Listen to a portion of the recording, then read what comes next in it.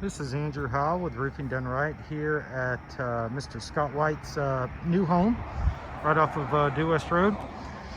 Upon looking at the roof, we definitely have got some age to the shingles, but it's in good shape. It's a solid architectural roof, so these shingles are meant to really hold up. The roof is basically just in need of some basic maintenance. Stuff like this. You see, all of these nail heads should be covered with roofing caulk. You can see that it was at one time. That has since broken free and rusted away.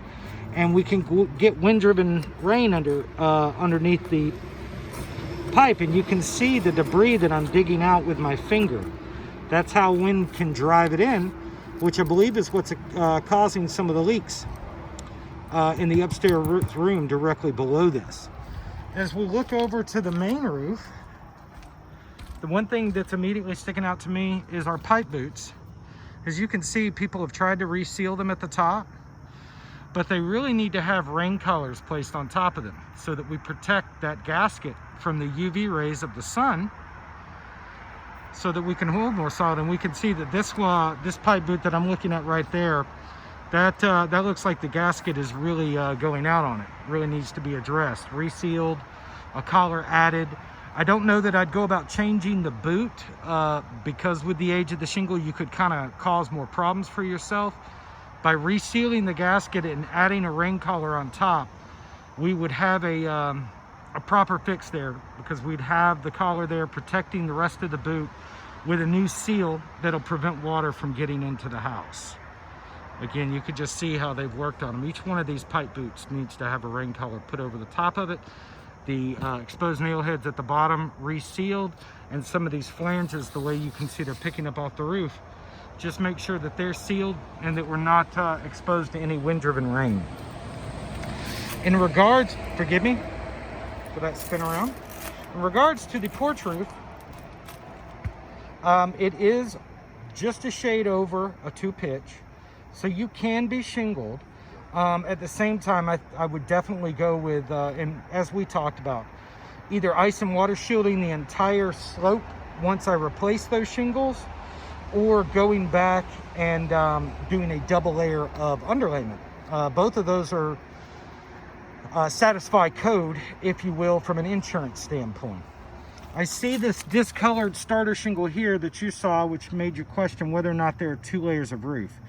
To be honest, I can't dig my hands far enough underneath the shingle to tell you for sure, but the way I see that color break down here, a part of me thinks that maybe they just had this color on the truck, and this was done because no one could really see it, and so they used a wrong colored shingle as a starter course when they replaced.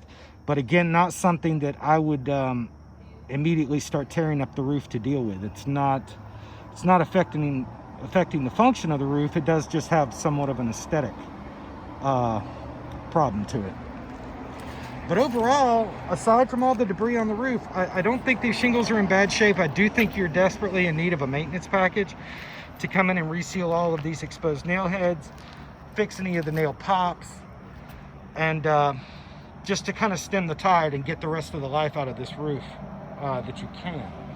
As we look at the chimney, I see a couple things that stick out. Obviously, you can see how we've got, let me back out, we've got some spots in the mortar where we've got some break, you've had some spall, just little pieces like that. This absolutely can cause some of your leak.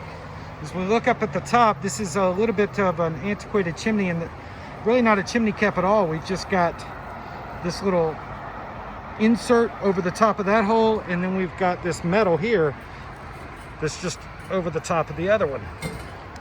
But I do think that you need to have the brick and mortar assessed. As you can see, the hole there, the hole there. These are things that really you're going to need a mason, or my guys at Chimney Solutions are excellent at doing stuff like this, but this would be outside of my realm. And if they were coming in, I think at that time you would want to go ahead and just have them take a look at this chimney top to see what they could do in terms of either doing a modern chimney cap that took both of those off and encapsulated both, or if they just stuck with an insert. again, I can't really speak to that because that's not my full area of expertise. But the overall condition of the roof is not bad. So just a little bit of maintenance. I know we talked about chimney flashing. I would, as you can see, you've got some exposed nail heads again. All of that needs to be covered. But I'd be interested to know if any of the leaking is stopped by correcting the holes in the brick and mortar before I'd start tearing out the flashing. This counter flashing here is solid. It's not over rusted.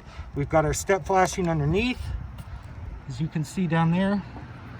That's proper installation. The key is making sure that all those nail heads and the seal here at the top of the counter flashing is whole, which is something that would take place if we were to come in and do a roof maintenance package. So at this time, I am going to go ahead and hop down. Obviously, you've got a lot of workers here. I'll get this video over to you, Mr. White, along with a follow-up phone call, and we can discuss some of the options. All right, sir, thank you very much for the opportunity. Again, this has been Andrew Howell with Roofing Done Right.